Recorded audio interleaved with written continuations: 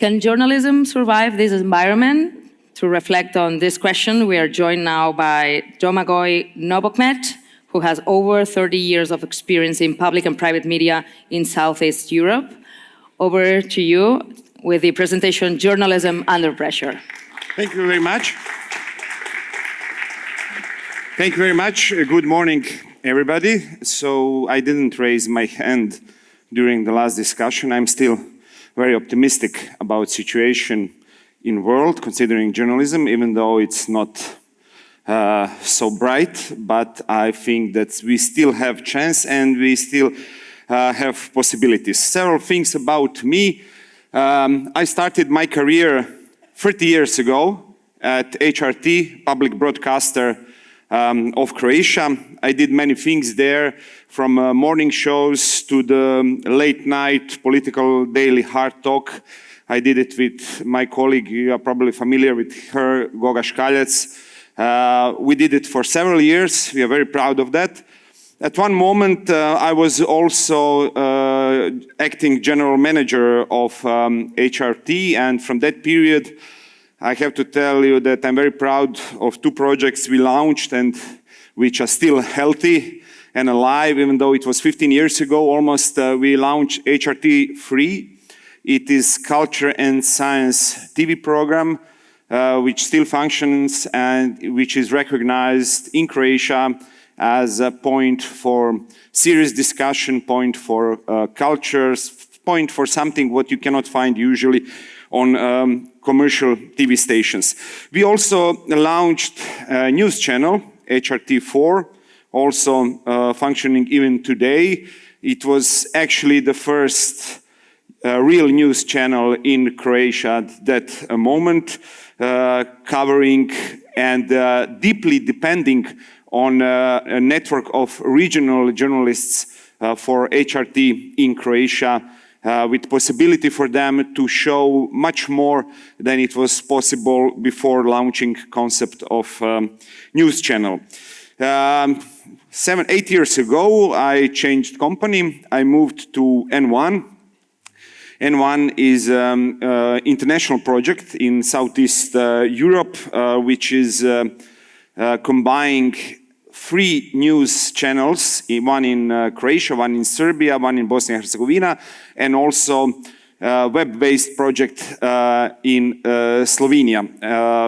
24/7 cable channel, regional affiliate of CNN, also introduced some new standards in region in general, not only in Croatia. I really think that we can say that N1 changed a lot on the perspective or landscape of media in Southeast Europe, because media in Southeast Europe, including public media, unfortunately, is very often occupied by politicians. Just a few months ago, I again changed career. Now I'm working for Al Jazeera Balkans. I don't know how familiar you are with Al Jazeera. You know probably for Al Jazeera English, which is worldwide operation, but Al Jazeera also has Balkan operation. It is one channel, news channel, also 24/7, broadcasted in actually all Southeast Europe states where people can understand each other, covering topics from all around the world. So this channel is actually a situation in which my colleagues and I, there are 5 of us in Croatia, we are actually functioning as regional correspondents in a way to cover everything what's going on in Croatia for the channel which is covering Southeast Europe region. Al Jazeera has roots in BBC vision of news program, and we are very proud that we still follow those roots, even though that Al Jazeera is for decades not connected with BBC anymore.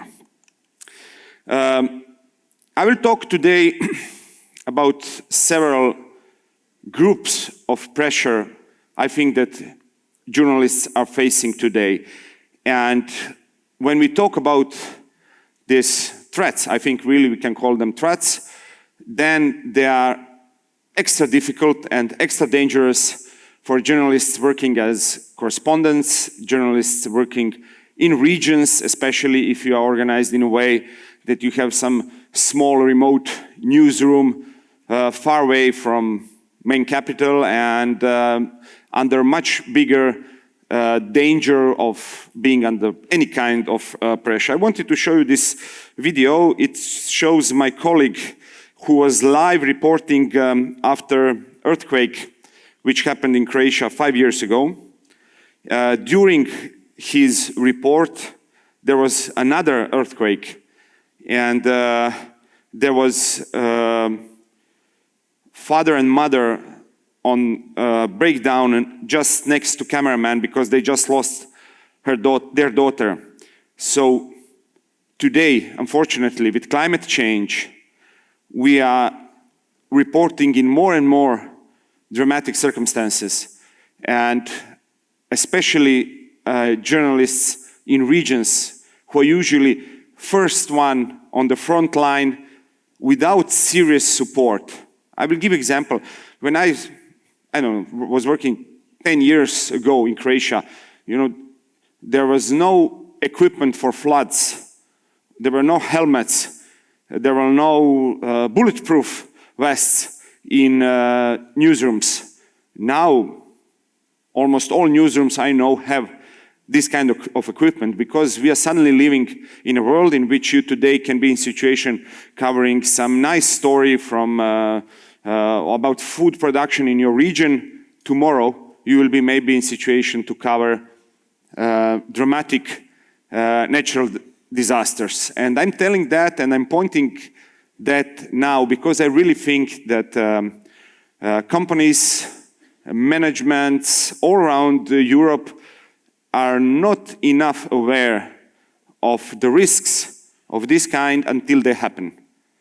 Because somehow I was in situation to saw that, thinking for the first time about, equipment for reporting from floods, first time thinking of helmets for journalists which will report from earthquake area. So things are changing dramatically, and I really think that journalists need much more support from their companies. I also want to talk about another kind of pressure we are also facing today, much more than before. I think that probably each of you can give a story from their countries about political pressure. I don't want to go deeply or to pretend that I can go deeply to your stories because, I was covering a few of them, but as foreign reporter, so I will focus on something what we internationally can recognize, and 2 examples from Croatia. I don't know if you're familiar with this woman. It is Marjorie Greene Taylor, a member of the House of Representatives, United States, Trump supporter. And this was her statement to Sky News. I don't know if you're familiar with the situation, when she was not very happy with the question, and the question was about signal affair. She started to attack journalists, telling her, go back to your country. Where are you from, actually? We don't give about your opinion. It was something what was not imaginable, I don't know, several years ago. Again, I picked up this example because this colleague was in a situation in which usually journalists in regions are. You are alone, you are in a situation that you don't have typical support which you can expect on press conferences in your big town or in a situation where you're familiar with. So this kind of political pressure is something what we are facing more and more openly than ever before. I will give you an example also from my country. This is our Prime Minister. He is now in 3rd term. So he lost all his breaks considering treating journalists. This is press conference in which he was very upset because of one corruption case which we are digging. The case in which actually EPPO, European Prosecutor Office, wants to investigate, and he is making political pressure to stop EPPO from investigating his closest allies, and he's trying to persuade public that national prosecutors should do the job. You can imagine if somebody is so upset with international prosecution investigating something that maybe he is hoping that it would be much easier with national investigators. Look at him treating microphones. He especially likes to attack microphones, trying as much as he can to explain, this is for national prosecutor, and this tup is for international prosecutors. And it was not just physical attacking microphones, but it was also a very rude approach to the journalists just asking questions. My colleague was trying to bring Al Jazeera microphone back. It was not easy, but he succeeded at the end. The story is not over yet, but I think it will explain easily to you that sometimes being face-to-face with politicians can really be a situation in which you cannot do a basic job asking questions, because you have to be prepared for unbelievable situations. Just one word about him. Please, hands in the air, who knows what is axis of evil in political context, this definition? It was the statement by George W. Bush. He described Iraq, Iran, North Korea as axis of evil, trying to explain why he decided to attack Iraq without, how to say, a clear daily reason for that. So my prime minister was secretly recorded at the meeting of his party when he said that several media, which are really out of his reach, including N1, are axis of evil. And he was speaking in Croatian, but he used English formulation. Ti mediji su zapravo, morate znati, axis of evil. So that is his opinion about media asking questions. So you can imagine under which circumstances are, after that, journalists who have to discover, to explain, to find out answers considering some corruption cases. Enough about typical political pressure. Another thing we are facing dramatically today, it is internal pressure. Many of you are here, or most of you are here from public broadcasters. So internal pressure in your cases sometimes is just derivation of political pressure. But I presume that you all know the story about Washington Post and Bezos, and idea of the owner of the media which wants to intervene very dramatically with editorial policies. We have situations in different European countries of powerful investors doing hostile takeovers of media companies which they don't like. We have a situation of firing very good journalists just because they are not easy to manipulate with. In Croatia, we had a situation on one national commercial TV station where their daily investigative journalism program, something on the track of BBC Panorama, for example, one day, one story going deeply, the program was shut down after they published the story about the richest guy in Croatia. He just stopped all advertising on this national TV station for a month, and then everything went down. So, situation can be very dramatic today. Maybe even more dramatic or even more dangerous when you are dealing with people who can intervene from inside into your newsroom. And many of my colleagues will tell you that advertisers are much bigger pressure for them, maybe even more than politicians. And many of my colleagues want to discuss about SLAPP. You know what is SLAPP, the strategic lawsuits, which is actually targeting and trying to make pressure on journalists and on activists, on active citizens. But if you ask me, SLAPP is for amateurs, because real players today find a way to shut down the story before beginning. They don't need any more lawsuits. So this is the perspective today. But I said at the beginning, I'm still very optimistic. And I can give you one example. This girl, her name was Madina Husseini. She was 6 years old when she died when train hit her on Croatian-Serbian border. After Croatian police forced her and to her siblings to go back to Serbia without proper procedure. Because that is what's going on the European borders. Police call it pushbacks. It looks nice, you know, sounds nice, pushback.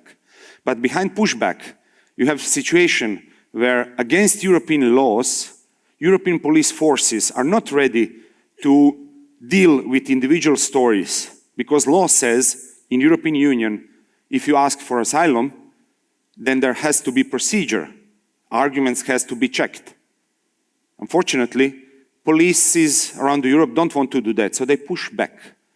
This child died. I found that story in Guardian, and following the story, I found her mother. We were following this story for years with bizarre situations, with Croatian police claiming to Croatian ombudsman that thermovision cameras were not working that night when incident happened, claiming that they didn't even have contact with family, with kids and with their mother. We had a situation in which human rights activists were accused by police to being human traffickers, invited to informative questions. We had a situation in which all courts rejected the family. We had a situation in which police was making pressure to the lawyer who was pro bono defending their interests. But why is it worth? Because at the end, the family got some financial compensation by European Court of Human Rights. They are today in one European country, living new lives. And Madina is not with us anymore, but if you ask average person on Croatian streets, I really think that half of them would recognize this face. And I think that also our story helped just a little bit to change perspective of Croatian public and migration crisis. Who can help? 3 groups can help. I'm very happy with this Slovenian example. I see my Slovenian colleagues up there. First of all, we can help to each other when we are under pressure. This is a situation several years ago. Slovenian public broadcaster was under political pressure. This colleague of us is anchor of Central News Bulletin. And under political pressure, he was forced to be removed from this position. And this was a situation in which he was preparing to say good night for the last time. And this suddenly happened. You understand what happened? All his colleagues came behind him to give him support. They won at the end. So we can help each other. I would like you to have this message with you all the time, because whenever your colleague is under pressure, no matter from which newsroom, he needs you, and you need to help him because of you. They can help us, new audiences. I disagree with those who think that we should make news more easy for them, because I daily meet young people who are eager to follow important topics of our societies. Maybe they are in minority, maybe they are not recognized, maybe we didn't reach them, but we need them as our partners for professional journalism. And I can give you one beautiful example from my country. I think the answer with new generations is education. We mentioned these days with huge percentage of young audience not being aware or not being able to follow the news. Education is the answer. So we have to promote better education. In Croatia, experts for decades are trying to persuade the government that we need something what is in Croatia called citizens' education, to prepare young people to understand democracy, to defend democracy, to understand human rights, their rights, women's rights. It's not going well. The right-wing governments usually are not interested in this kind of curriculum. But in several counties in Croatia, you have now not anymore even experimental program, but program which introduced the subject to high schools. Subject is called School in Community, but the acronym is SHIZ, which also has different funny meanings in Croatia. And it is actually the subject in which enthusiastic teachers who want to do that are taking their classes to pick up the problem they recognize in their communities and to solve it, to advocate for solutions. You have young people, teenagers in Croatia dealing with minority issues, women's rights, migration problems. So we can see all around us young generation which is not uninterested or which is ignoring the dramatic situation and big topics in our communities. But we need to have them as partners, or some who will recognize and help us. And at the end, who can also help us? Those who are making pressure at us, politicians. European Union at one moment decided that we want to preserve our farmers. So we built a network helping our farmers to work, to produce by standards we like, and still be able to do that. I really believe that we also need European Union to recognize that some kind of similar network is necessary for journalists, not for publishers, not for companies, but for journalists. Because it is also a huge problem, at least in Southeast Europe. You have less and less young people who are ready to join us, to become journalists. Also because of material issues, financial issues, existential problems which you have if you are lousy paid freelancer for decades. So we need also help from people who are chosen by the citizens to take care of society. Next discussion after me will be about EMFA. I really hope that you will stay and listen, because I think that EMFA, European Media Freedom Act, is the first step in this direction, in direction of helping journalists to stay independent, professional, and to function for whole society. Unfortunately, the biggest danger with EMFA, from my perspective, as with many other good initiatives coming from European level, is to disappear in national adaptations, in governments claiming that they are already totally synchronized with EMFA, in long definitions, big books of law language. But behind all of that is the first step, showing us that on European level we have recognition of importance of journalism, and we have first step forward in initiative to help us do our job properly in the future. Thank you very much.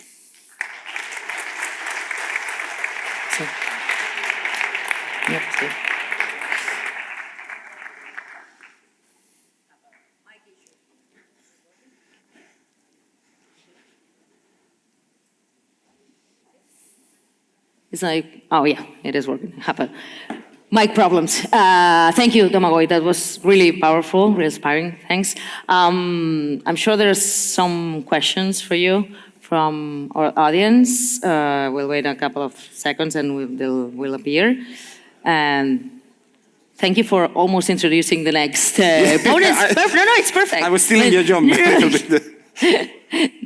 Don't worry. Questions? 3, 2, 1. Not yet. Okay, there's anything else that you wanted to? Oh, here's one. There we are. He saved us. Okay. In your experience, what tools or approaches help journalists remain independent and rigorous in the face of political and economic pressures? Well, I don't want to speak about some kind of utopia, but I usually changed my companies in a moment when I recognized that I was losing support from my editors or from my management for being independent. So you left? I usually left when it was not possible to work anymore. But it also means that before that, I had support. I think that the key issue is to have support from your newsroom, from your direct superiors, management, and so on.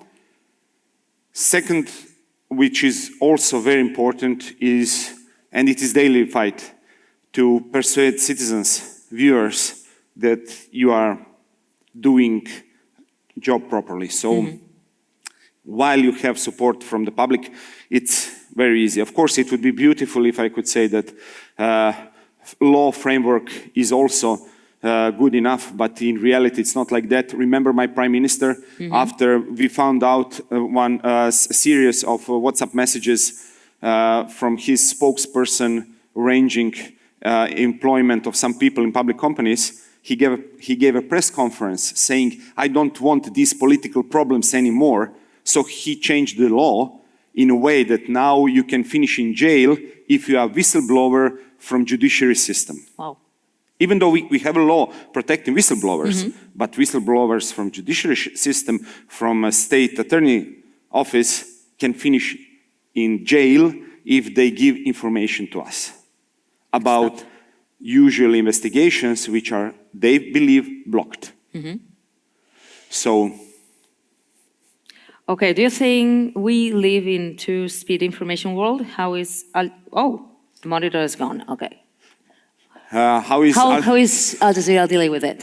Well, Al Jazeera is a multinational channel, so we had an approach in which, for us, of course, if we have breaking news, then we are following it live. If you have earthquake or you have minister arrested or stuff like that, then we are on field. But in all other situations, we think that our duty is to deliver full story with the context. It can be a little bit later in a day, but it has to be explaining all key issues, because we are living in a high-speed world, but in average, viewers are not ready to follow us. That was, for example, problem with N1. N1 is working classical CNN style, all the time live, ongoing from minute to minute, but without wrap-ups, and this is a problem for many viewers. A lot of questions on Al Jazeera and freedom of speech. And how could you? Will it be possible to talk human rights? Yes. Human rights in your own country? Or yes. Al Jazeera Balkans is independent independent media operation based headquarters in Sarajevo, Bosnia and Herzegovina, owned by Qatar Network. We are covering easily and freely all issues which we face in our countries. I think it's important from the perspective of journalists to have that possibility. On the other side, working now for many years in commercial sector, I can also tell you that usually sometimes you reach the border. Sometimes when you don't expect, you can reach the border of media freedom in private sector. And that's why public broadcasters are so important. You should be the, place where shouldn't be any borders. You should be the leaders opening sometimes nationally delicate topics. Okay, let's take the last one really quick. Do you think that traditional political parties in Croatia contribute to the radicalized media ecosystem in your country? Do other media recognize it? Maybe much more than traditional political parties. We have problems like all around the world or Europe with populist, newly invented parties, which are using situation in which media landscape is dramatically changed. We don't have now time, but you're all familiar with fake news, false flag operations, which are built up just to produce first step, any kind of link, which is then used through the social media and stuff like that. So unfortunately, political party usually helps to radicalize ecosystem, but I also face daily situation in which politician which is not happy with your reporting will accuse you of radicalization, So all those definitions are now being used by different sides whenever they are not happy with professional, real media doing their stuff. Okay, we have to leave it here. Thank you, Domagoj. You can keep the debate going. I think it's really interesting. You can keep sending questions to Domagoj. Thanks. Thank you.